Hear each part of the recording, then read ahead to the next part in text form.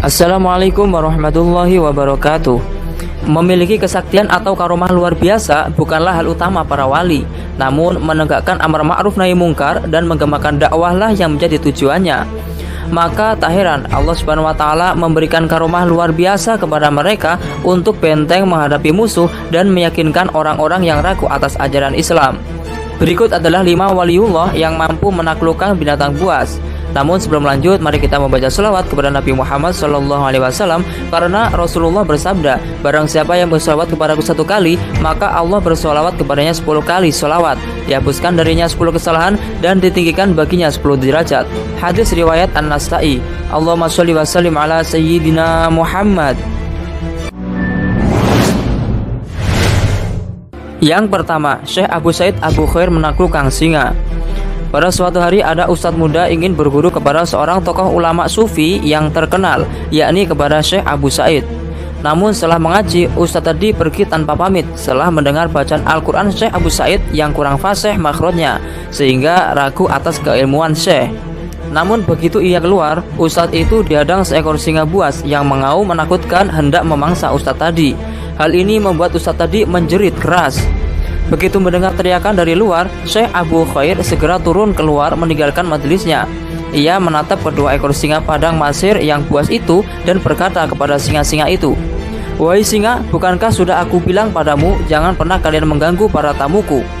Sungguh ajaib, kedua singa yang semula terlihat buas itu lalu duduk bersimpuh di hadapan Syekh Abu Khair.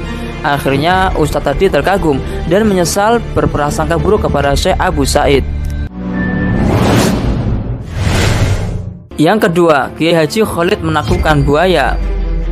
Di Setui, Kalimantan Selatan, terkenal dengan sungainya yang penuh dengan buaya-buaya ganas.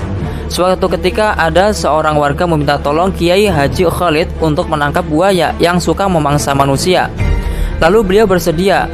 Dengan modal keyakinan ilmu yang pernah didapat dari gurunya di perantauan, cara beliau dimulai dengan mengambil air wudhu, lalu sholat sunat 2 rakaat, lalu membaca wirid khusus. Di antaranya kullu nafsin dha'iqatul maut. Tiap-tiap yang bernyawa pasti akan merasakan kematian. Akhirnya buaya meronta-ronta sesudah kena pancing dan mengamuk ingin melepaskan diri. Tapi tiba-tiba dengan jinak mau ditarik dan diangkat ke darat dengan tidak berkutik. Yang ketiga, Syekh Subakir mengusir hewan buas jelmaan bangsa jin. Syekh Subakir adalah ulama besar yang diutus Kesultanan Utsmani Turki untuk berdakwah bersama Wali Songo periode pertama di Tanah Jawa. Beliau adalah penumbal Tanah Jawa dari pengaruh negatif makhluk halus. Waktu itu Tanah Jawa masih hutan belantara, angker, dan masih dipenuhi makhluk halus dan jin jahat. Para jin kafir tersebut bisa berubah menjadi ombak, angin puting beliung, dan hewan buas untuk menghalangi dakwah para ulama. Untuk menghadapi mereka, Syekh Subakir yang ahli dalam ilmu ruqyah memasang batu hitam dari Arab yang telah dirajah yang dikenal dengan Raja Ajikala Cakra. Batu itu dipasang di puncak Gunung Tidar Magelang yang menjadi sarang besar para setan dedemit. Akhirnya tiba-tiba cuaca mendung, angin bergerak kencang, kilat menyambar menimbulkan hujan api. Gunung-gunung bergemuruh tiada henti selama 3 hari. Para lelembut, setan, siluman, jin, peri, banaspati, kuntilanak, jalangkung, lari tunggang langgang, mengungsikan diri, dan sebagian jin yang lain ada yang mati akibat hawa panas dari tumbal yang dipasang Syekh Subakir tersebut. Yang keempat, Abu Hamzah Al-Khurasani ditolong singa. Di dalam kitab An-Nawadhir karya Syekh Ahmad Syahibuddin bin Salamah Al-Qalyubi dikisahkan bahwa Abu Hamzah Al-Khurasani terperosok ke dalam sumur saat perjalanan ibadah haji. Tragisnya datanglah 2 orang di atas sumur menutup bibir sumur. Abu Hamzah ingin sekali berteriak, namun hatinya melarang dan bergumam, "Aku akan berteriak kepada yang lebih dekat, yakni Allah, ketimbang mereka berdua," gumamnya. Tiba-tiba bibir sumur terbuka dan ada sebuah kaki turun untuk menolongnya, dan akhirnya Abu Hamzah bisa naik dengan selamat. Setelah naik, ia baru sadar bahwa kaki yang menolongnya itu adalah kaki seekor binatang buas sabuk atau singa.